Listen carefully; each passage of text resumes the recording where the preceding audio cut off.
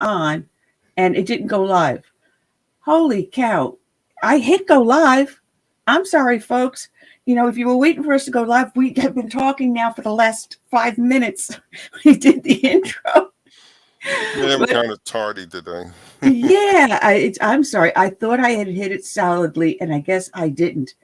Um, I apologize for that, guys. So anyway, I want to try to do this all over again, Curtis, Uh, or just go with it that you're listening to Southern yeah, Sense. we had our rehearsal session, so let's do it again. Take Oh, it from the top. we were discussing this senator in Nebraska that switched from the Democratic Party to the Oh, Republican Party because the Democrats were not honoring his Catholic faith and his belief in the sanctity of life at in the inception uh, through birth, mhm. where a lot you see here they're pushing for abortion up to the time of birth, and he's saying, "No, that's not my faith. I'm a Roman Catholic. This is what we believe." Mhm. And the Democratic Party just did not like that. You've got Joe Biden claims to be a Roman Catholic, John Kerry, Nancy Pelosi, and I'm sorry, they don't seem very adherent to their faith. So And they this man, excoriated him. they really did, and Mm, they publicly humiliated him on numerous occasions, denouncing him. And he said, "That's it. I had it with the Democratic Party. I'm going with the mhm. Republican Party," which basically changed the makeup in Nebraska. And as I was saying with Curtis before I screwed up the starting of the stream, Mhm. Mhm. that Senator Mike McDonnell, citing his pro-life beliefs and Catholic faith, gave his reason. He's changing the party registration as well, and it has huge implications for November because now it's a Republican majority in Nebraska's unicameral legislature, which is now filibuster proof, Mhm. clearing a path to passing legislation that would change the state to a winner take all electoral college system, which will be a major blow to creepy Uncle Joe. I did the rhyme again. Anyway, for those that tuned in before I screwed everything up, we had a little bit of a change in our lineup. We were supposed to have Patrick Byrne with us with his great new book out there, Domestic or Danger Close. Domestic Extremist Threat Number One Comes Clean.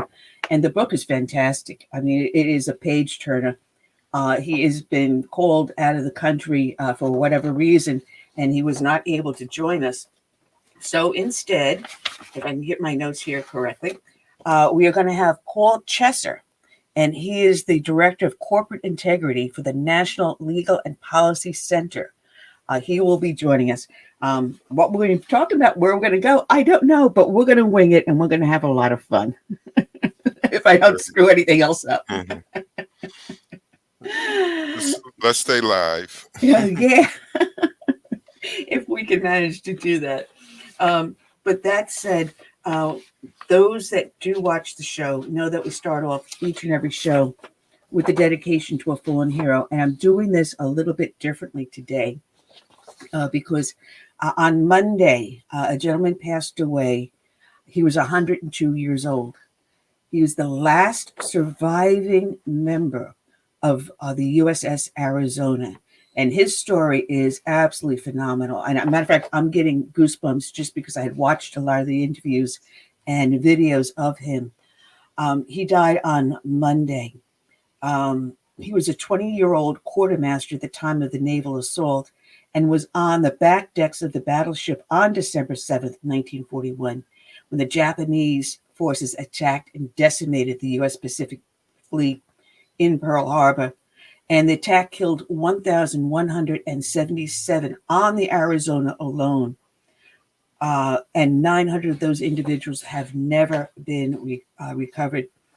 And the myth goes is that when the last survivor of the USS Arizona passes away, the oil that has been bubbling up since its sinking will stop. The last bubble will come up. Whether that myth is true, uh, I would like someone to let me know whether or not that has happened. I've heard over the years it has slowed down, But with his passing, the myth goes the oil will stop bubbling up. So with that said, I picked up some videos, and this is Luke Conter doing an interview. And let me bring this video up. So I will pop.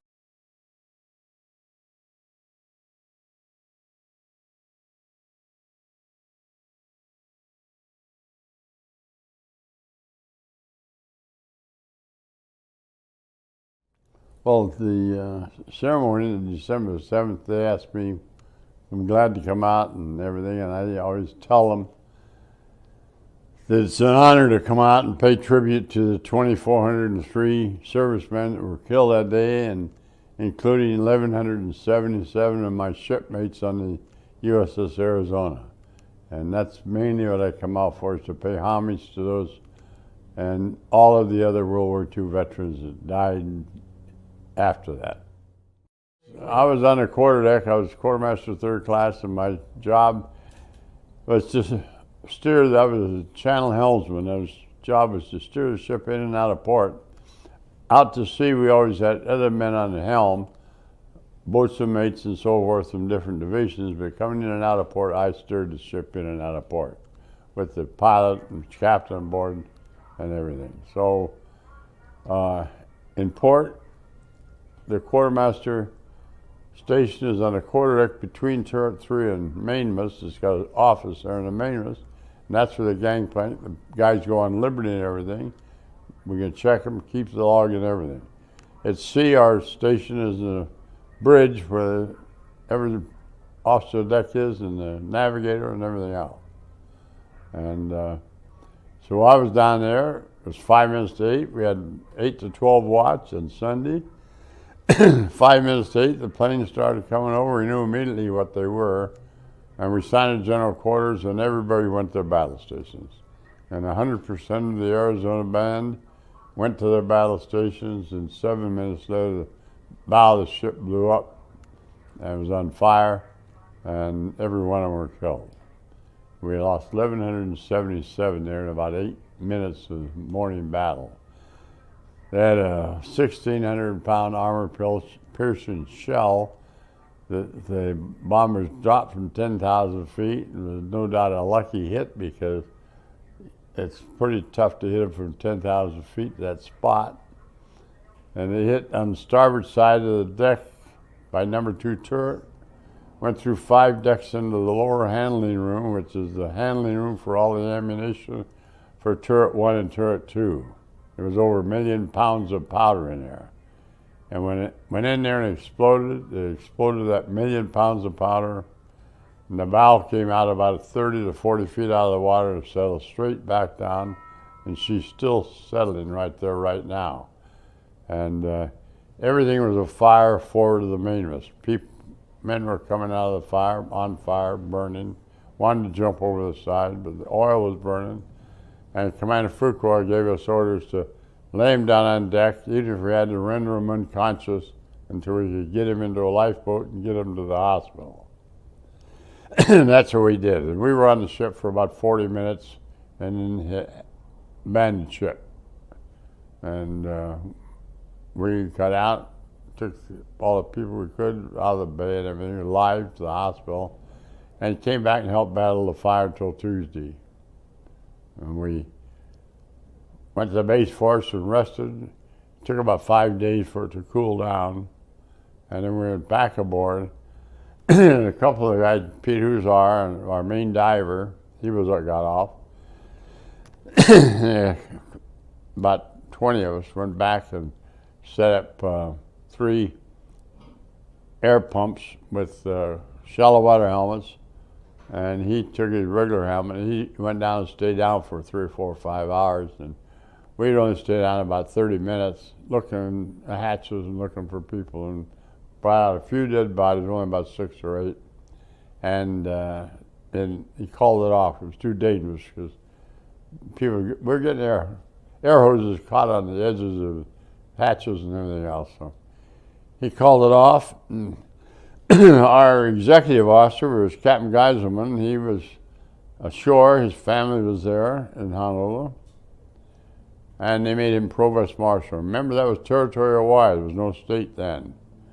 And he went to Honolulu and set up his office. And he called Pete Huzar and myself in to be main people at Shore Patrol. And we had a little Jeep with a 30 caliber machine gun in the back. And the order went out to the people that nobody would, on the streets after sunset or before sunrise, they get shot. And the people knew we meant what we said. And there was no attorneys telling us, we can't do this, you can't do that. And we ran it the way it should have been run, and the way it was run, and it was a good. And that order was in effect until May of 1945. We did our job, got it done as the best we could, and thank God we won World War II.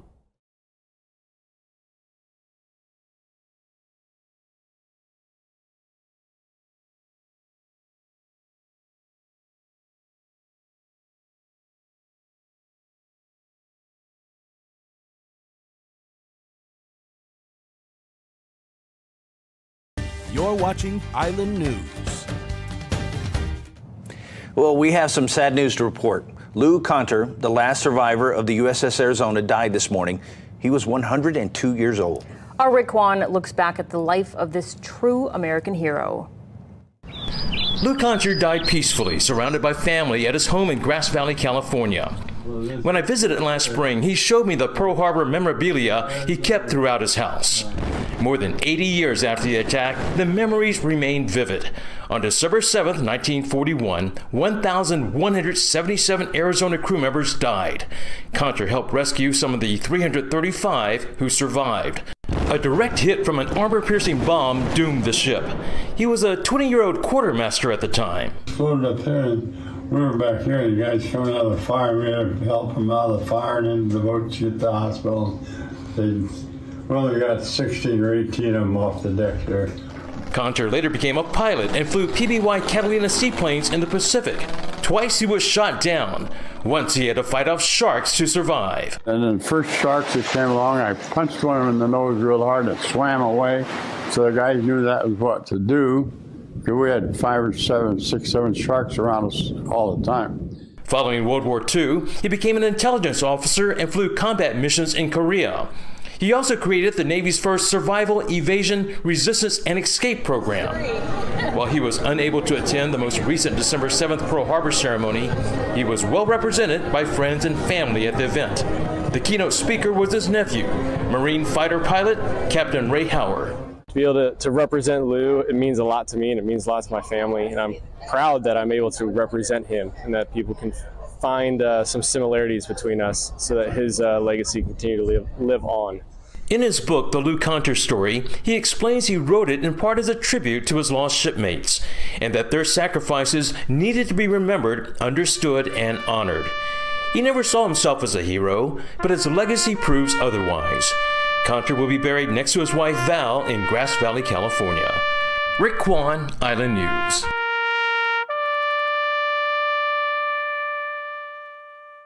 Gone but never forgotten.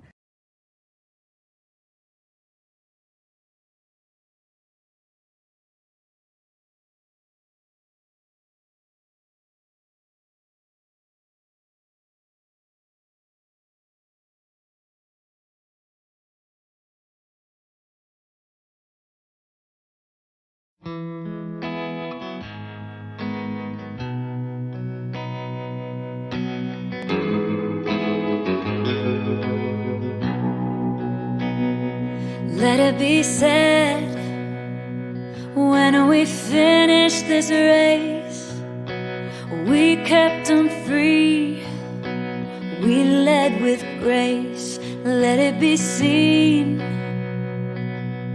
from sea to shining sea, beautiful America, living our legacy. Oh, Father, Mother, Sister, Brother, oh, we gotta learn to love each other. Oh, soul of the nation, for the next generation. Let us be known as people of honor, humble and bold, faithful through fire. Let us hold firm to our convictions with wide open hearts, eager to listen. Oh, father, mother, sister, brother. Oh, we gotta learn to love each other.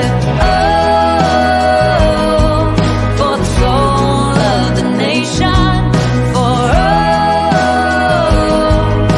the next generation.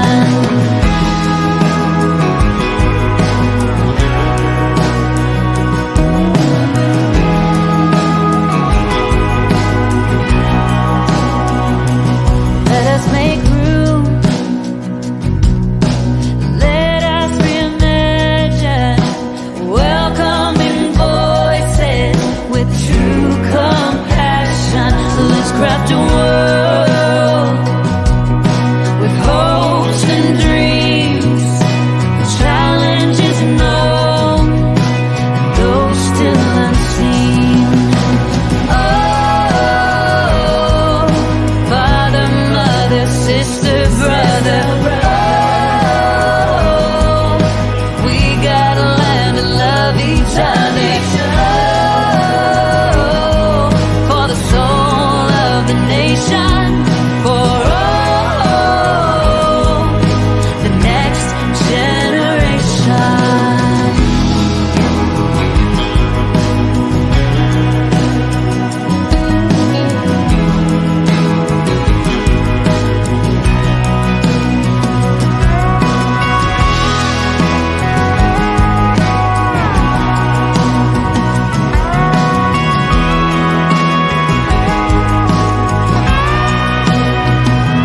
Let us be sure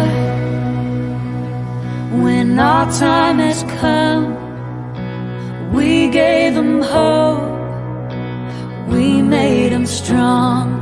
Let it be said when we finish this race, we kept them free, yeah, we led with grace. Oh, father, mother, sister, brother. Oh, we gotta learn to love each other. Oh, for the soul of the nation, for the next generation. Let it be said.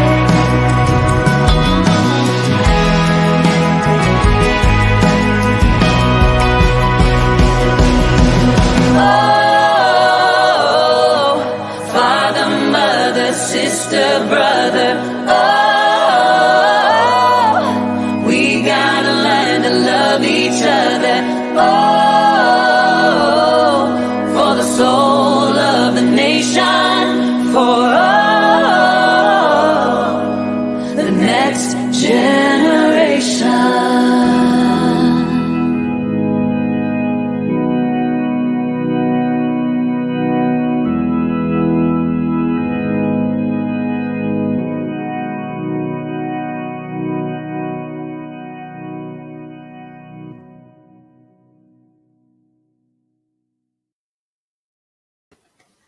All right, and we are back. That was Tiffany, Soul of a Nation. Oh man, wow. We're going to start off to the show. I didn't mess that up too badly. Not too badly. Anyway, we got a friend of ours that is up in the chat room watching on one of our stations here. And I want to give a shout out to Mike Covert, who is now going to be carrying us on bigpatriotradio.com. Curtis and I were discussing earlier that he's a local guy, that he's a former county councilman that started his radio station about 2 years ago, and it's taking off like gangbusters. And because he's a good friend, I put up with him and he puts up with me. So as soon as we can work out my not screwing this up too much, I think Micah and I are going to have to sit down and have a drink together. and help me get my act together, not his, but my act. Oh, man. And like I said, we have Mark Tapscott joining us in a few moments. He should be we're on StreamYard. If anyone wants to know the service we are now using, that's going out to everywhere like Facebook and LinkedIn and YouTube and Twitch and X. Yes, we're up live on X. Still trying to get it up live on our homepage back. We'll get that done. But he should be StreamYarding in very shortly. We've had so much other stuff to talk about. And like I said, we had someone else going to come on twice, 2 different people, and they had to back out one after another for one reason or another. So we have, who did I say? Paul. No. Annie, get your act together. Oh, yeah, Paul Chaser, who's going to be joining us towards the end of the show. But there's something that came across my desk as I was doing the research for today. And this is from Breitbart. Joel B. Pollack wrote this yesterday. And it's a report that the U.S. Get that teeth in straight. Here we go. UCLA required medical students to join, quote, Free Palestine, unquote, prayer to, quote, Mama Earth, unquote. You got to be kidding me. You got to be kidding me. What are they doing to our medical field? They are actually decimating our medical field. We have people coming into medicine, doctors, nurses, technicians that are being taught to be more woke than to be medically trained. And that's a scary thought. I'm sorry, you're going to now treat me based upon what? I'm not transgender. I don't follow your ideology. I'm not woke enough yet. I'm not a member of your tribe. What is your reason now? Are you going to be turning around and deciding, well, I'm messed up in the head because maybe I'm transgender, and you're going to try to convince me I am? I mean, what is with this woke ideology that they're trying to corrupt medical people? I'm sorry. If I need a heart transplant, I want the best cardiologist surgeon there. I don't care what color, creed, religion you are. If you're the best in your field, this is a meritocracy. You want the best. You got a hangnail? That's no big deal. Wait a minute. No, I did have a friend ending up with a heart attack because of an infection because of a hangnail. It's a true story. Yeah, I would say outside of politics, the medical field, I mean, they are very woke. Yeah, unfortunately. They, we do have Mark with us. Let's bring Mark in. And this is the face that only good enough for radio, so he says. Mark Tapscott from the Epoch Times. How you guys doing? Oh, man. It is going nuts out there. We started off the show talking about that Senator McConnell out of Nebraska that just said, I'm not putting up with your woke ideology, and I'm switching to the Republican Party. And that really changed the dynamics in Nebraska, and it's going to push legislation through. So it's going to be, you take the Electoral College, you take the state. And the Democrats are crying in their coffee.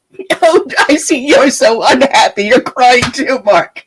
Well, frankly, the thing that kind of surprises me when I first read about that is that there haven't been more state level Democrats defections, that kind of move. And I won't be surprised if we do see some more, especially if the campaign develops, in August, September, and October with Biden clearly in big trouble. You'll see more of that. Well, it's been a little bit of a mayhem in the House and the Senate lately. Marjorie Taylor Greene called for the resignation of Speaker Johnson. And the second I heard that, I go, she just stepped on it big time. Yeah, big time. You've got members there that are saying, I can't handle this anymore. I'm not going to run. You even have a couple say, I'm resigning at the end of the year. Yeah. Thankfully, you have someone like Senator Johnson that say, no, this is too many things going on wrong. And Ron Johnson said, I'm not giving up the ship. Our nation is worth fighting for. You had an interview with him, didn't you? Yeah, I talked to him at some length, and that's a very accurate description of his attitude, and it became really important back in the 2022. You'll recall he had a really close, probably the closest Senate race in the country, and he was clearly the most vulnerable Senate Republican incumbent, and yet he won, and he won with a fair margin in a state like Wisconsin. He's very conservative, and yet he's carried Wisconsin, which is traditionally somewhat of a blue state. He's carried it 3 times. So, there's something to be said for saying, here's where I stand. This is why I stand here, and I'm not changing. Yeah. Well, what I like about your Senator McConnell and no relation to Mitch McConnell, I understand, when he actually changed the whole dynamics because it's a unicameral legislature. So now it's filibuster free, so they can put through all of the Republican policies they want. So that's a big, big win for that. And Joe Biden. Curtis, is she always emotional like this? On occasion. On occasion. But okay, whatever the House of Representatives enact, the Senate could stop. Am I correct? That's correct. I mean, they're led by the Democrats. Yep. You mentioned Marjorie Taylor Greene and her threat to introduce a motion to vacate, which you have to take seriously given the way the rules are. I frankly was mystified when she announced that she was thinking about doing that. And, I have to say, I think Speaker Johnson has gotten some, I think he's really had some unreasonable expectations from a lot of folks on the right.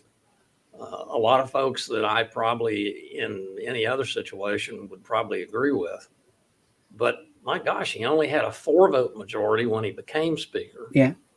And of those 4 votes, there's a dozen House Republicans whose votes you cannot depend upon from a conservative perspective. And since he became speaker, Ken Buck announced that he's leaving and then left. You've got, I think Clay Higgins has announced that he's out. Of course, Santos got kicked out, justifiably so, in my view. Mm-hmm. So you've got a 1-vote majority to get anything done. So if ever there is a time when you need a speaker who can, for better or worse, can draw votes from both sides, now's it. If the Republicans had a 25-vote majority in the House and the Speaker was doing some of the things that Mike Johnson has had to do, we'd probably think differently about it. But I don't see any alternative. I think he's been as good as he could be under the circumstances. Well, I hope someone just pulled her aside and said, this is not a brilliant move at this moment. Matter of fact, it would hurt Republicans more than anything. I mean, she's doing the blistering threat, let's get more like Freedom Caucus. I can understand that, but it's the wrong time to do it when so much is imbalance. I mean, we need even a rhino to be convinced you're better off siding with us and Speaker Johnson than siding with the Democrats. Even trying to pull independents over onto our side, saying, listen, our country is in a mess. Your Speaker Johnson can unite us, even though we have to make compromises. There are times you must make compromise. You put that compromise through, you get your foot in the door, and then you work on opening the door down the road. Yeah. But let's just get our damn foot in the door. And I think maybe someone pulled her into the woodshed and beat a little sense into her. Well, I'm probably going to be like censored now. before I became a journalist, I was a Reagan political appointee for 5 years, and I'm very proud of that fact because I think President Reagan was probably the best president this country has had since Lincoln. But one of the things that President Reagan was known for was, he said, my 80% friend is not thereby my 20% enemy. And, that used to be a pretty common attitude in both parties. It's not today. No.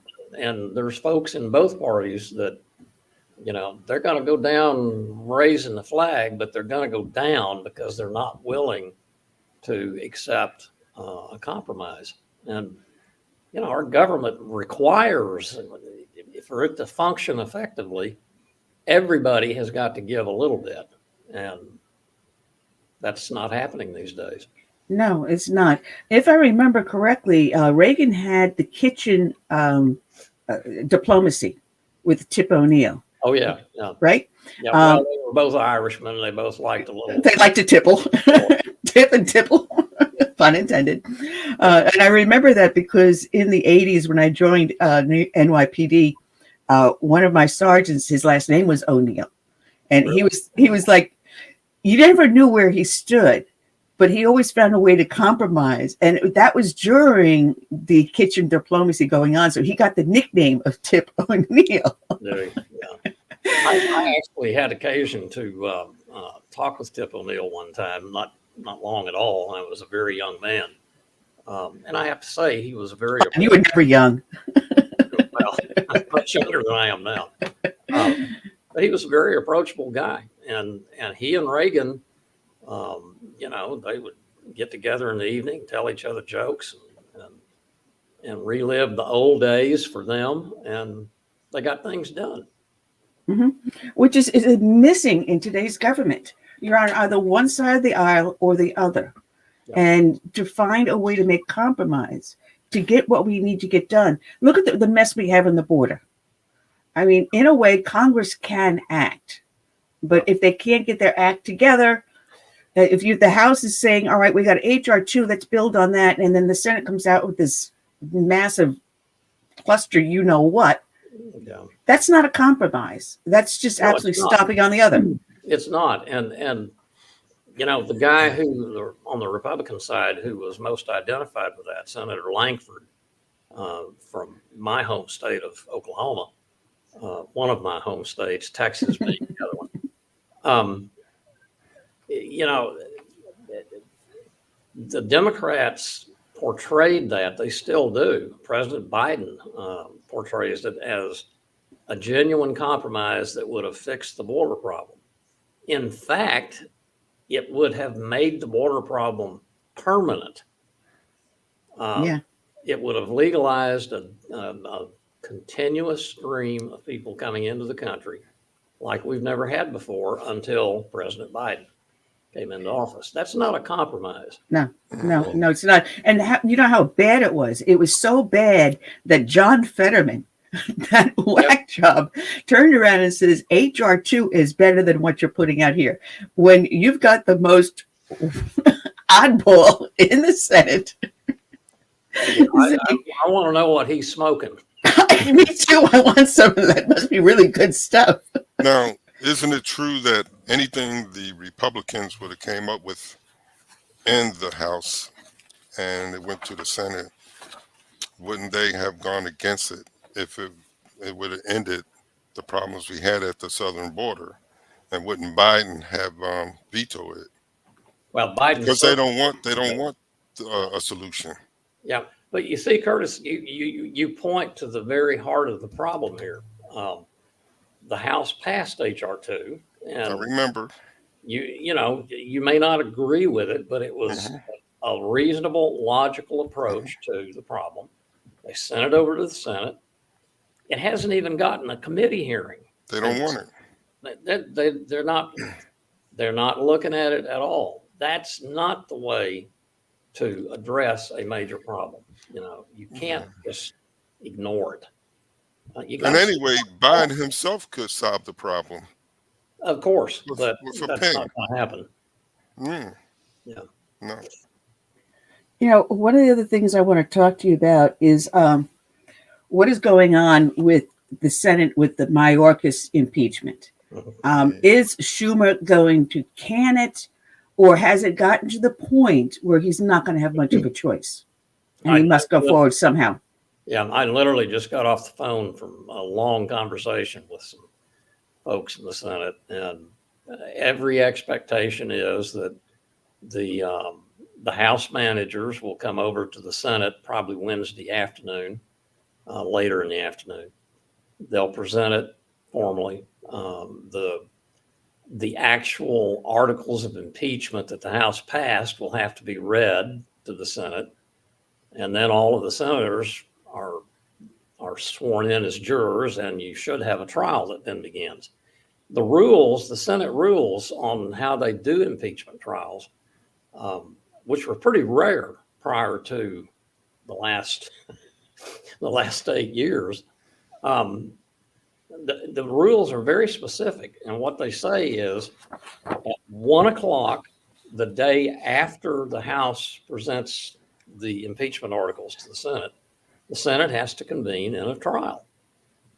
Well, every expectation that I hear from folks in the Senate now is that Schumer will very likely allow that trial to convene, but then there will be immediate motions, privileged motions, to table both of the counts, both of the articles that the House adopted to impeach Mayorkas. And that'll be the end of it. There won't be any discussion about the actual evidence, and off they'll go. So we'll see. I will be surprised if it happens, if it plays out any differently than that. Kind of like it sounds to me like during the Bill Clinton, when they were going after him, the impeachment, and they went to the Senate. Trent Lott said, "Don't bring this to us. We don't want this," and nothing happened in the Senate.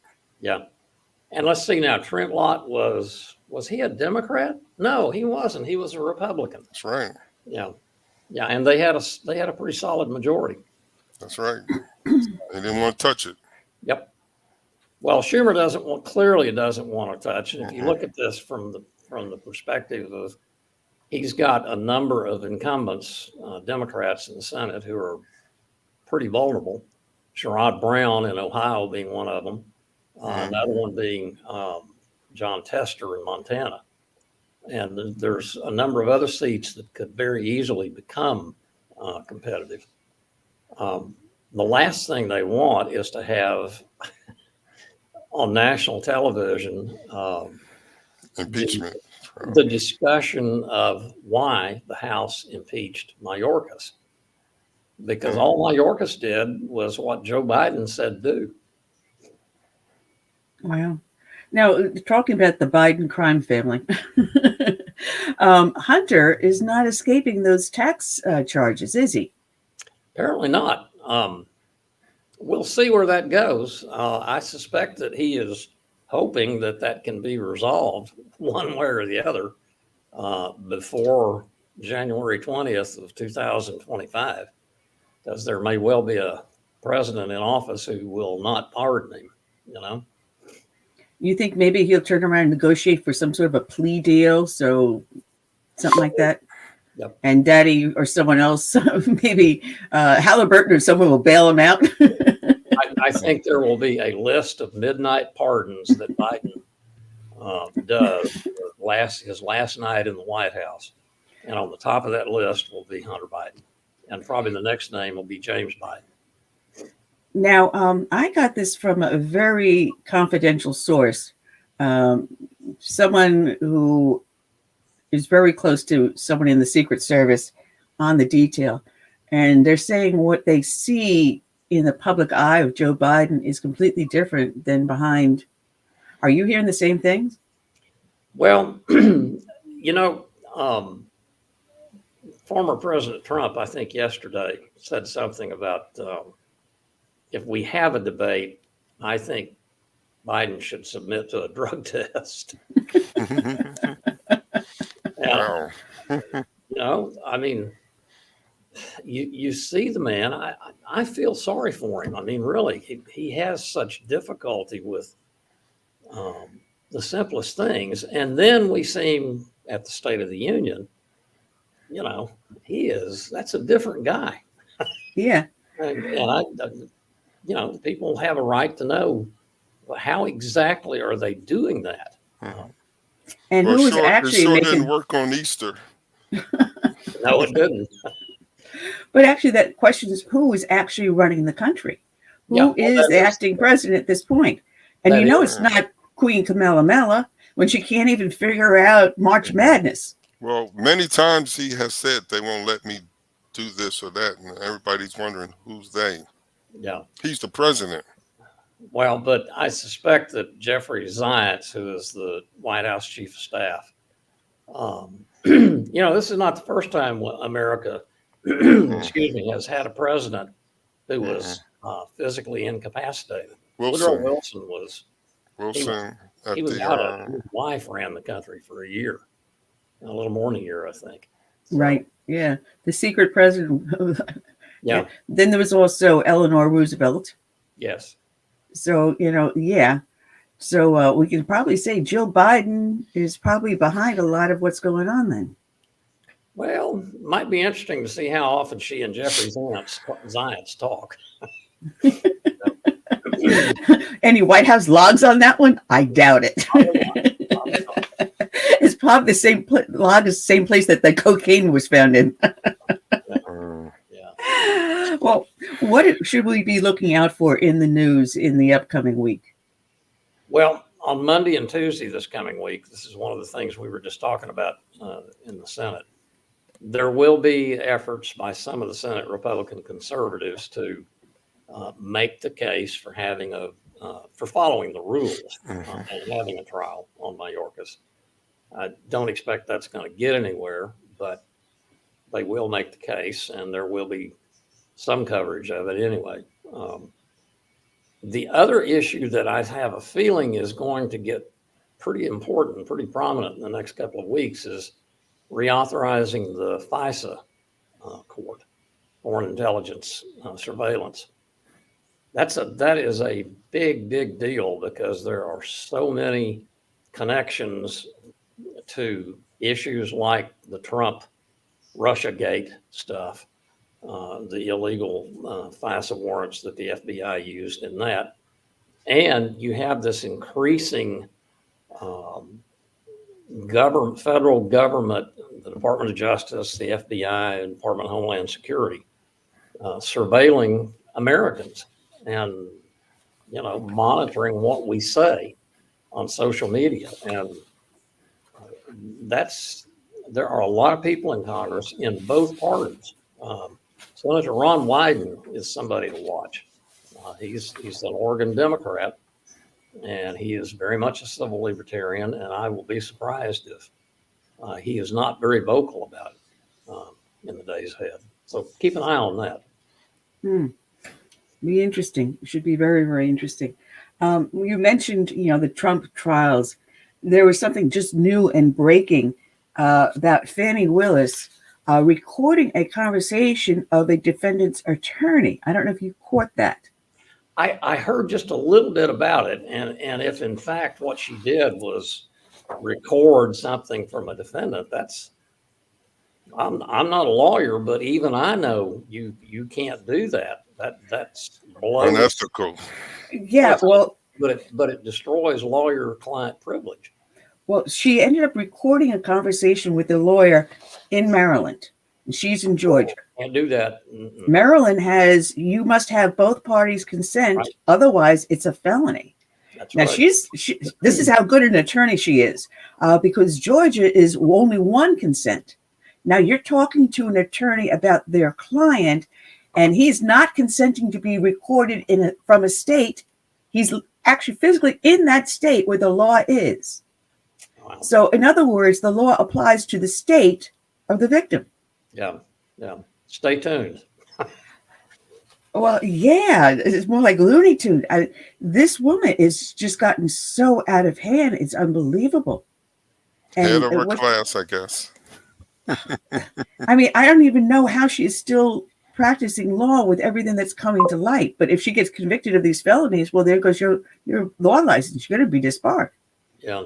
Well, with Fannie Willis and Joe Biden and George Santos, with every elected politician, we always have to remember we elected them. Well, Mark, refresh my memory, but isn't everyone that was involved in the Whitewater little scandal, they were disbarred? People like Obama and Michelle and Hillary, maybe Bubba. I don't know. I don't remember enough to say on that. Boy, Whitewater, that goes back. That it does. There's so much more to talk about. And I know that you always have limited time. But I'm over my limit at the moment. But the last thing I want to mention is that some of these cases with Trump are starting to fall to the wayside. But the latest news is now Trump is countersuing E. Jean Carroll over that $83 million judgment. And he's basing it upon the fact that the judge, when he made that judgment in a civil case, he stated that Trump was a rapist, that he raped her. Yeah. And Trump has never been tried or convicted of that crime. No. So that's a very possibility that that judgment will be tossed out the window. And Trump's attorney saying, well, we're not only going to get the judgment overturned, we're going after court costs. Well, and I wouldn't be surprised. I'm losing my voice today. I've been talking too much. I would not be surprised if Trump succeeds in that effort, that we would then also see something in the way of a move to disbar that judge. Because that was surprising, to say the least. Absolutely. Well, and Mark, I know that you do have to run. You are the the correspondent for the Epoch Times. You're a chief cook and bottle washer over there, and people can always find that fantastic magazine over online, and I get it home delivered. Good. I also do the Sudoku. Well, God bless you. We'll see you again in 2 weeks, Mark. Y'all too. Curtis, take care. All right. Have a great weekend. Take care. Mark Tapscott, check him out at theepochtimes.com. Oh, man. I'm looking for something I had here I wanted to talk to you about. But, I know what it is. It's a clip I want to play for you and for the audience. And I don't know if people realize that since COVID, there have been these squatter rights. Yeah. That's been in the news big time. Yeah. And people have actually been arrested for attempting to get squatters out of their homes, out of properties they own.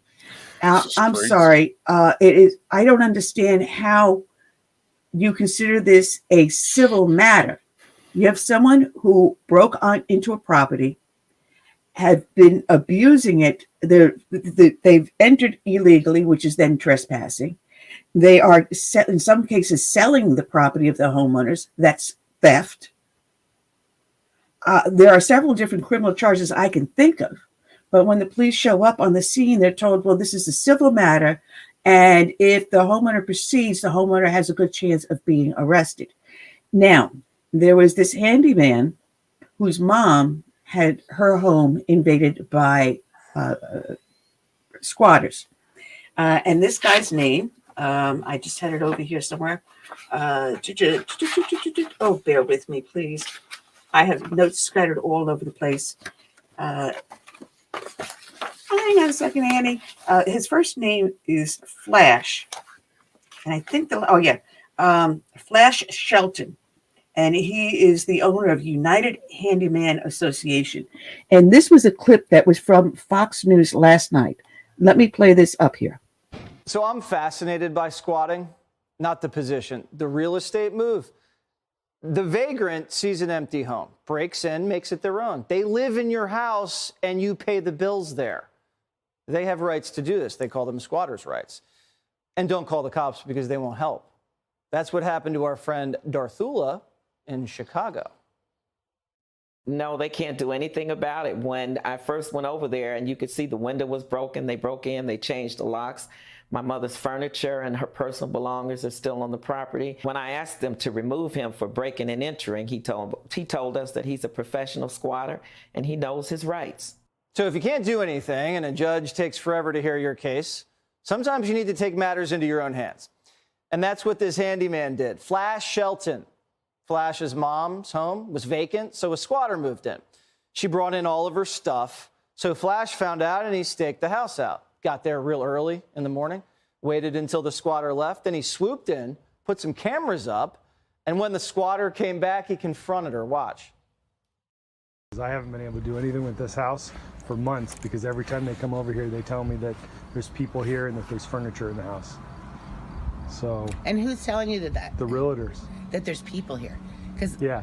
So neighbors tell me that they see people coming in and the lights on. Someone went in and turned on the power because their power was off to the house. Some other people, like young and old, and some a mixture between female and males coming into the house at night, and the lights are on at night.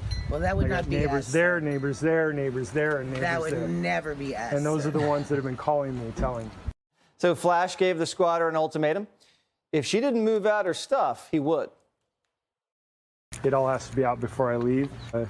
I've got guys scheduled to come take the stuff out later today. So either you take it out or I have to take it out and put it out on the driveway until it gets picked up. This is how it's done, people. Founder of the United Handyman Association, Flash Shelton, joins me now. Flash, that was a smooth move. She lied to your face, though. Did she at least admit maybe she was caught cold? First of all, Jesse, I just want to say thank you for having me on.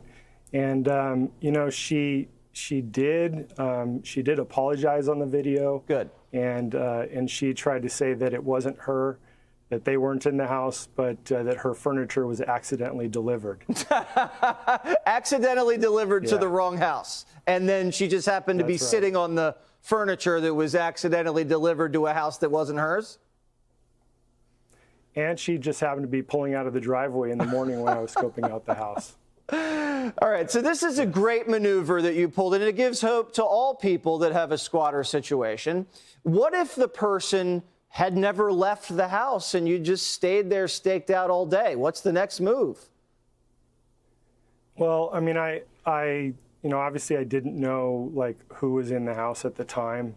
So I probably would have, you know, just kind of staked out the house to see what type of individuals were going in and then make a determination if I needed to just enter the house anyway. I knew that the back door was broken in. Preemptively, I wrote up a lease and had my mom basically make me the legal tenant, got it notarized. I had current utility bills with me in my name. I had keys to the house. And at that point, I would have entered the house. And if the squatter can take a home, I can take a home. If I enter the house, they can't kick me out just as much. But with having a lease and keys and utility bills, at that point, you know, if they call the police would tell them the same thing. If I call the police, I can say, hey, I have an intruder in my house and they broke in the back door. Boom. Giving them that information, they chose to take the safe way out, the easy way out, and move all their stuff out. You are so smart. You had it all covered. Nothing gets by Flash. Is that your real name or is that a nickname? Flash, you know, since I was a little kid, so it's the only name I've gone by. I love it. Flash, thank you so much. You give us all hope. And thanks. I just want to, yeah, go ahead. No, please finish.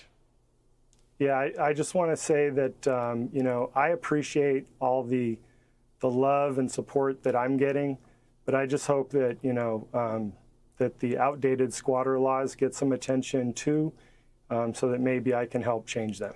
All right, well, maybe Lindsey Graham can rewrite some of those laws for us. I know he's going to be a little busy, but he's on a roll. Thank you very much, Flash. Thank you. I went on Brian Kilmeade. All right. That was up on Fox News last night. I loved it. And you know what? Because this guy started a business because he was able to help his mom, he now has helped over 200,000 people across And- the United States to reclaim their homes. And this happened in South Carolina. I heard Lindsey Graham's name.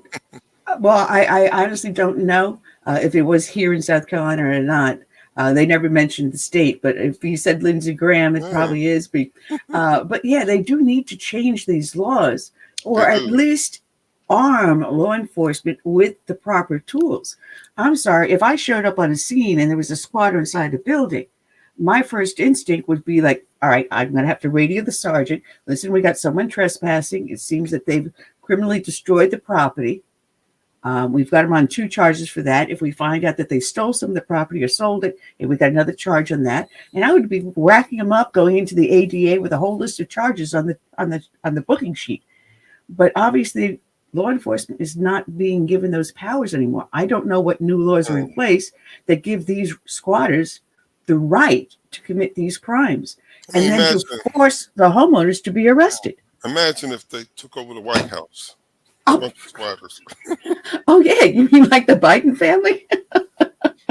We running things now. Well, we're waiting for our guest to get himself set up. So as soon as he is, we will bring him on live. So we're going to give him a few seconds to catch his breath, and we've got a huge thumbs up. Let's bring on to the show Paul Chesser. He is with, and let me make sure, there we go. He puts it up on the screen for me, the National and Legal Policy Center. Good afternoon, Paul. How are you today? And thank you for stopping in last minute with us. So we were good to be with you. This was one of those shows where we had a last minute change 3 times about half an hour before the show started. Mm-hmm. So I'm the consolation prize? Well, 3 strikes, you're either out or you're the winner. You're a home run. Or I'm in, huh? Pinch hitter. But I see that some of the things you work on is with climate change. Matter of fact, a good friend of mine is Gregory Wrightstone, who founded the CO2 Coalition. And I'm acquainted with Greg. Oh, he's a sweetheart. If you ever mention my name to Greg, he will tell you I was his first. Actually, the very first person to ever interview him when he wrote his book. Well, good for you. He does good work. Yes, he does. I even had him down here to South Carolina to our Tea Party Coalition, Tea Party meeting. And I also had him to our county GOP meeting just to help him hawk his book. So what is it? So like I said, I'm last second, everyone shifted things around. So tell us something about what you do over there at the center. Okay, well, I'm the director of the Corporate Integrity Project for our organization. We are, one of the things we do, we basically are a government integrity, government watchdog on one side of things, and then the other side is the component that I manage. We do shareholder activism, so we own shares in a number of major corporations, and we've been doing it for more than a couple decades now. Our chairman used to handle it pretty exclusively, but because he's trying to raise money for the organization and run the organization, he would only do a couple of shareholder proposals a year. So he brought me on full time about 3 years ago. This is our 3rd full proxy season, as they call it. The spring is called proxy season because that's when the majority of companies hold their annual meetings. And, we've done a couple dozen shareholder proposals at major companies that you would have heard of. That Disney was our meeting this week. Apple, Starbucks, McDonald's, Walmart, you name it. We've got most of them. And what we do is we're trying to, through our project, to recalibrate corporate America away from wokeism. We have an allied National Center for Public Policy Research. We're basically the 2 major organizations that leans right, that is involved in this. The rest of them, it's dominated by the left, and it has been for a long time now, which is why you've seen the leftward shift in corporate policy and emphasis. So our approach with our friends is, get back to neutral. A corporation shouldn't be involved in divisive political issues that divide the country, whether it's LGBT activism, climate change. We're seeing with the debate over energy affordability and so forth. There's so many components to that. With Disney this week, our proposal had to do with discrimination in compensation and and pay. And it was basically modeled after a shareholder proposal that the left has brought many, many times over and over. And theirs would have to do with fair compensation for women versus men, equality in pay for minorities versus Asians and white people. They're always going after the discrimination angle. So because corporate America has embraced the whole gender ideology paradigm, and that it is possible that they embrace the whole human rights campaign agenda, that you can switch from being a biological woman to a man and vice versa, and they incorporate it into their healthcare policies. We said, well, some of these people, they start to try to transition their gender, and then they realize that they've done great damage to their bodies, and then they have no recourse. So we say, we take their own EEOC discrimination language and say, you're discriminating against these people who want to detransition and go back to their original God-given bodily condition, but they have no recourse. So therefore, you're discriminating. So we're basically using their own discrimination language against them, and it's kind of hoisting them up by their own petard. So that's what we've got. This was sort of an experimental proposal, and we'd say it went pretty smashingly this week. I don't know if you know of Chloe Cole. Chloe Cole, yes. Yeah. So she presented our proposal for us this week. We're so grateful that she did that for us. She did a very effective job. She recorded her remarks and they're uploaded on Twitter, and it's gone viral. So we couldn't have hoped for a better outcome. And basically, she's speaking directly to Bob Iger and the board of directors at Disney and putting them on the spot on this. So it went very well. And we'll have the same proposal coming up at Johnson & Johnson in a couple weeks, and also at Pepsi on May 1st. So again, it was an experiment. We're happy with the experiment, so we'll look forward to next year probably introducing it a few more companies. Well, that's awesome, because I worked for American Express back in the early 80s. And I noticed back then wokeism. We didn't call it that yet. I'm sorry. I was born with a conservative gene in my body. There's not a single liberal gene. So, when they came at you at a certain time of the year, it's like, all right, fine. You want to take a certain amount of your paycheck and donate it to these certain charities. And you looked at the list of it, and out of maybe 20 or 30 list companies there, or charities or whatever it was, you'd only find one or two that had a conservative or Christian bent to it that was worth, to me, donating money to. I'm sorry. For a tree hugging thing, I'm not going to be donating. But if you're going to help to support Christians being terrorized by Muslim activists and communism, I'm all in for it. I'm not that type of a person. But when I see where we have gotten so woke that you have to turn around and say, well, I need medical care because XYZ is wrong. The doctor and I know it's between the doctor and I. But now you've got the insurance company that steps in. You got the company that purchased the policy stepping in and saying, no, that's not how we see things socially. You must conform to what we say and do. And I have a big problem with that. We're no longer a meritocracy. We're now based upon what tribe you belong to. And if you're not belonging to the correct tribe, you're going to be discriminated against. But how dare you say I'm discriminated because you're the wrong color skin or the wrong gender? Right. Well, we did this, this project. Chloe is the patient advocate for a group called Do No Harm. And they're basically pushing back on the medical community, the big medical associations, the hospitals that have advocated these treatments and surgeries that are unproven and there's really no serious medical research that's been done on this. They've just basically, it's the pharmaceutical companies that they're pushing their big bucks, multi-billion-dollar industry, and so it's all been pushing in this one direction. And with the agenda of the Human Rights Campaign, that the pro-LGBT, they've really applied the pressure and done so successfully with corporate America, to the point where every major company trumpets their 100% score on the Human Rights Campaign Corporate Equality Index. So now they're getting the blowback. They're reaping the blowback as a result of this, because so many people who have, basically a lot of these people, they're very young. They're going through, they're pre-adult.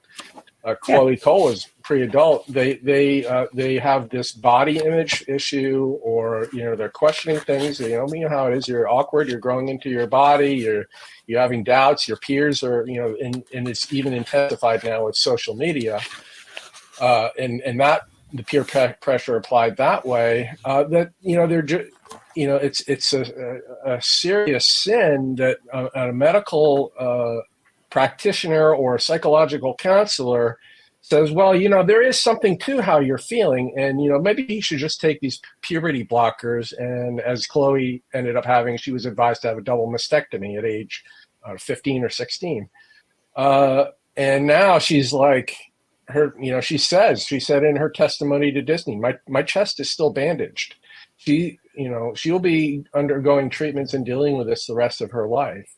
So she's very passionate about pushing back on this. And what I found very revealing, I was going through the social media posts today of her video. It's just been posted and reposted all over the place, Instagram, Twitter, or X now. It is that a girl, Chloe, way to go, Chloe. Maybe 2-3 years ago, you would have seen the pro-trans, pro-LGBT would have been they call it ratioing. She would have been just like pushed into a corner and ridiculed and vilified. There's hardly any of that now. It's all supportive. It's all really encouraging to her, both on Instagram, where that's where all the young people are. Right. And then of course X, where a lot of our allies would be, but also, it represents a wide spectrum. We're on the offense now, and we're just really, it's the way this has turned out today was just told us, loudly and clearly that we're on the offense. With what's happened with Governor DeSantis and the public, the child protection laws that they enacted in Florida, Disney dropping their lawsuit over the whole special district down in Florida, they're backing down, and that we were able to, have Chloe speak on our behalf at the Disney meeting is just, there's so many signs pointing in that direction, and we're very, very encouraged by that. Is it just the social pushback, or are they seeing now real harm to the corporation in drops in shares, in people selling off? Are they seeing that harm, or even in people not even coming to the parks anymore? Could be all three. Well, there's a whole history with Disney for the last few years. I don't know how much you've followed it, but Disney had a board challenge, actually from a couple of different fund advisors or fund holding companies. They wanted seats on the board to replace a couple of existing directors because of Disney's poor performance the last few years. First of all, their stock was halved. Basically they were up over $200 per share just within 2.5 years ago. And it's half of that right now, maybe a little more than half. It's recovered a little bit since last year, but it would drop from like $220 down to, below $80 there for a while there last year. That's just the stock price.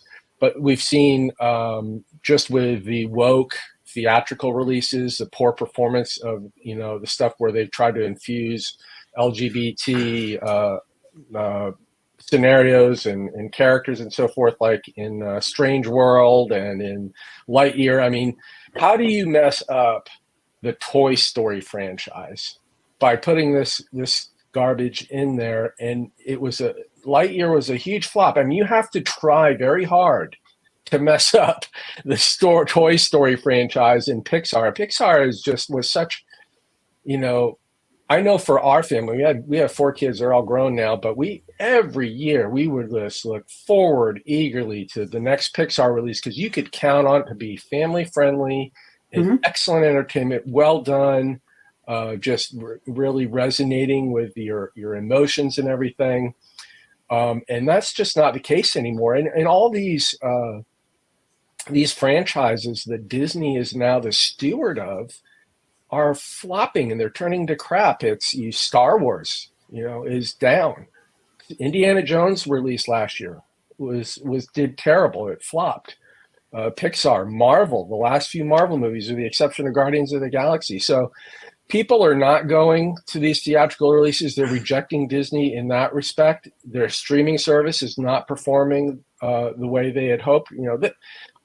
Disney has so many valuable properties. They have so many iconic brands, besides the obvious Mickey Mouse, Donald Duck, and all those characters. You got all these other ones I just mentioned. And under Bob Iger and this board, how it's really just malpractice. And it's got a lot to do with all this woke politics, this embrace of things like transgenderism and just infusing children's programming. You've got a drag queen hosting a child's program on Disney Plus. I mean, come on, what are you thinking? I mean, it tells you how insulated and insular their circles are out here on these these coastal, who they're hanging around with in LA and New York City, that they're just totally insulated to their core audience, their passionate audience that is in middle America. Look at the Oscar attendance. How many people actually tuned into the Oscars? I think overall that the transgender agenda is suffering major backlashes. I mean, especially in the sports world. Look at the women's sports arena. There's guys in there competing with women and they're winning.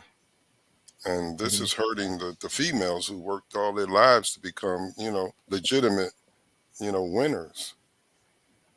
I'm sorry. I grew up as Title IX was being fought. So as it came through, I was starting to enter into high school.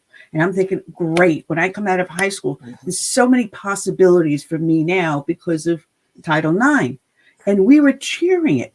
We never got enough equipment and there was never enough financing to women's sports in schools because they never thought that we would amount to anything out in the professional world. Well, lo and behold, yes, we did. And we had our own divisions where we would compete. But I'm sorry, if you tell me a man transitioning to a woman, I'm going to still say his, you do a DNA test, it's still a he. That physiology, what the good Lord gave him, he's got different strengths in different areas than we do. And we've already seen in certain, what were they called? Were they multiple arts, the martial arts? Several women have already had their skulls split, brain damage. You've seen women suffering other areas of major injuries when competing with biological men transitioning into a woman. I'm sorry, how little testosterone, what do you call that? Testosterone. Thank you. That is left in the body doesn't alter how that person had grown and developed their muscles. A woman doesn't have that. You do. I'm sorry. It's an unequal field. And I think people are starting to realize that. And Disney is finding themselves being hit in the pocketbook. There's also a lot of states are now saying, we're going to cut out DEI in education. We're going to turn around and if you're going to be investing in state pensions, we're not using ESGs. We're going to be protecting the money that you're giving us to invest. And we've seen that bank failure in California where you had someone saying, you have to invest in ESGs.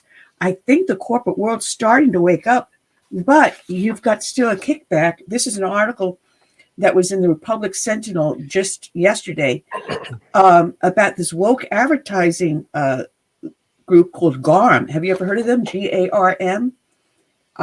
They were launched 5 years ago by the World Federation of Advertisers, and basically they're the woke police for advertising.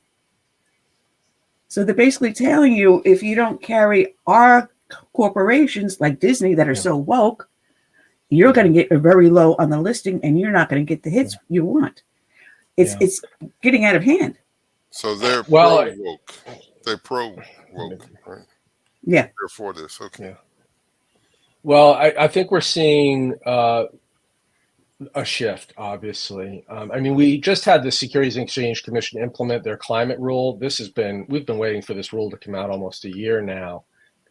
And they were wanting to, to force companies to disclose emissions to a far greater degree than their rule ended up being, because they got significant blowback as they were preparing this rule. So that's one indicator. The other one is that Larry Fink, the chairman and CEO of BlackRock, who's suffered a lot of blowback with a lot of red state treasurers and financial officers saying, we're disinvesting in BlackRock because you're too deep into the ESG investing.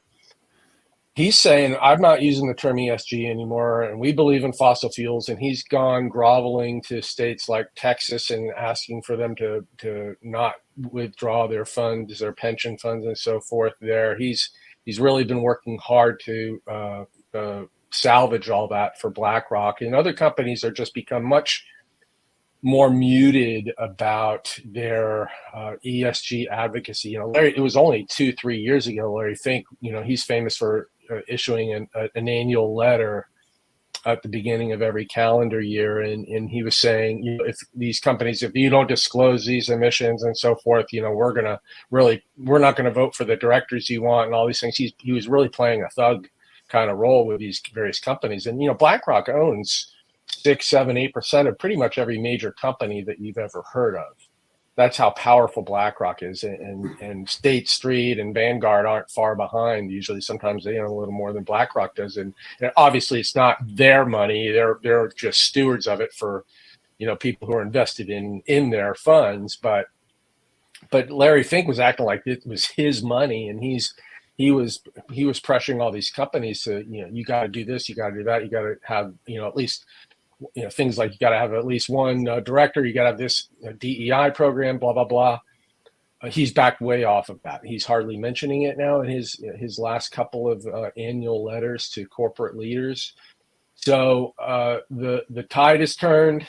We're not under, the post George Floyd, the post, the post-election climate change, aggressive, Green New Deal approach. We're far off that because people are, obviously Trump is leading in the polls against Biden because they're seeing the consequences of all those ridiculous policies and both in government and in corporate America. So I think, now that people are seeing the outcomes, obviously people didn't think things through. Okay, what are you going to do if we embrace letting men participate in women's sports? Think it through. And, it's really been a consequence, I think, of the dumbing down of education.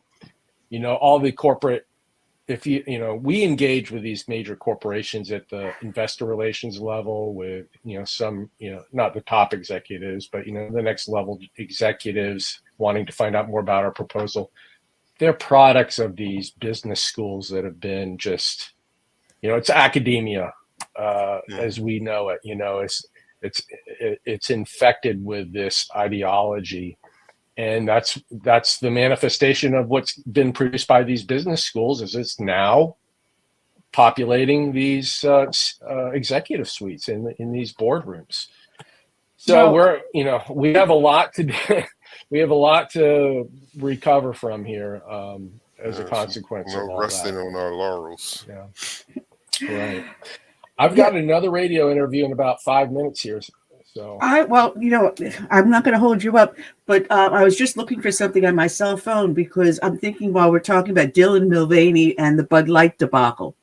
Matter of fact, I saw a friend of mine drinking it, and I kind of gave him a dirty look because I like the taste. There's I'm trying to remember the name of the company. And a matter of fact, I should remember it because I bought stock in it. American Arms Brewery or something like that, based out of Virginia. It's a bunch of military, active, retired, and law enforcement that started their own company in contrast to that. And they're taking off like crazy. There's Donald Trump has his recent merger. And yes, I have stock in that also. And it's doing just fine.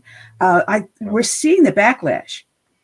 when you have alternatives, it's not good business to be, embracing these anti-American, anti-biology, anti-science positions. The whole deal. We could do a whole another half hour on Dylan Mulvaney. Not my wife and I, we've seen it, and I'm sure you've seen it anecdotally on like YouTube and so forth. We went to a concert last year, a country music concert that should have been, and it was sponsored. Everything, all the booths were Bud Light this, Bud Light that. Nobody wanted Bud Light at this concert. All the booths were just, everybody wanted, some other, wine cooler or whatever, or seltzer. They did, they just had their cases full of Bud Light. So what I had seen, anecdotally on YouTube, I saw with my own eyes that there's just been this widespread rejection of what Bud Light did, and I think that's just permanent damage, at least in America. Well, Paul, it has been a lot of fun having you with us. Great sport for coming in last second. Like I said, you were the switch-up hitter, but you're great. And I'm telling everyone to go check out the website that you are, the National Legal and Policy Center, which is nlpc.org. Right. Yep. And all our, we've got like 4 posts up there right on the homepage about what's happened with Disney this week. I really encourage you all to go watch Chloe Cole's presentation there. She did a fantastic job. We're very proud of her. Well, God bless you for the hard work you guys do. And we hope you have you on soon again. Great. Love it. Thank you. Thank you. Take care. All right. Paul Chaser, check out at nlrp.org. NLR. I'm getting that wrong. I'm so sorry. I'm not even going to attempt it. But we're down to our last few minutes here. I want to thank everyone that participated here. I still see people coming up in comments in the chat rooms and stuff. I want to thank everyone. You can participate in the chat rooms over on YouTube, Facebook, Twitch, LinkedIn, and X. So check us out over there. We'll hopefully have our webpage up and running fully again, and we'll have the chat in there also. You can also find the audio podcast in about 20 different places, including on Amazon, iTunes, and everything else. So just do a little web search and we'll pop up everywhere else. But I think that's just about all we got here for today, Curtis. And it was great, considering all the changes, last minute changes. And not going live at first. Oh, no. That's my fault. That is my fault. We got 2 great guests coming up next week. And for the life of me, I can't think of their names. But I will be posting them up soon. We're getting guest booking left and right. And as it was today, we had one cancel out about an hour before the show, got a backup, and he canceled out half an hour of the show. And this guy, Paul Chaser, just popped in the last few minutes. Just maybe 10 or 15 minutes before going on air, I get the message and I'm printing out as much as I can. And we did pretty good doing, ad-libbing. Yeah. Well, with that said, I want to thank everyone for joining us, and we will be back, same bat time, same bat station. So we'll see you again next week. So until then, I say good night and God bless. All right. Take care.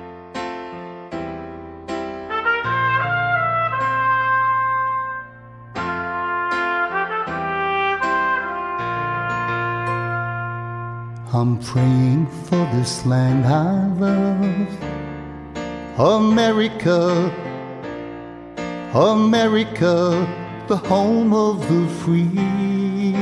But there are people making plans to change America. They've no respect for her or what matters most to me. That's why I stand for the flag and I kneel at the cross, mourn for the friends I have loved and lost. And I still believe with God we trust, and the freedom our forefathers granted us. I hope it's not too late to save America.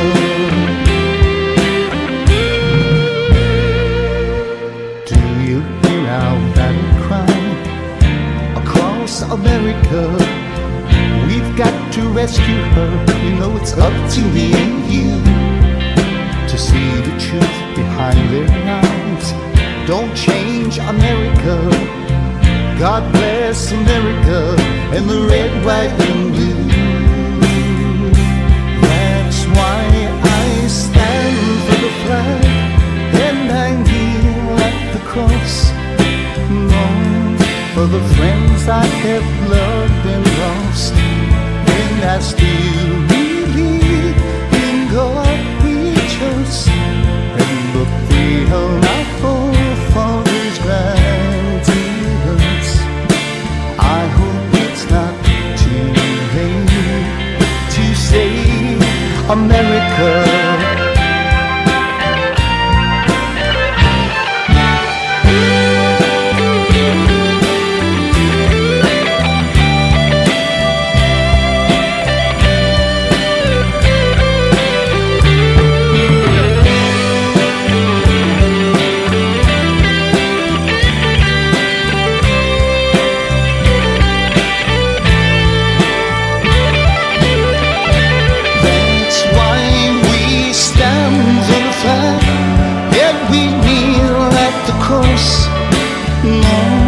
For the friends we have loved and lost, and we still believe in God we trust.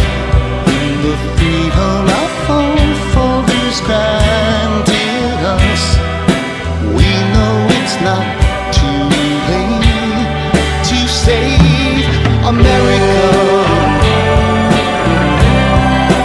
Save America. Let's save America. Together we can save America.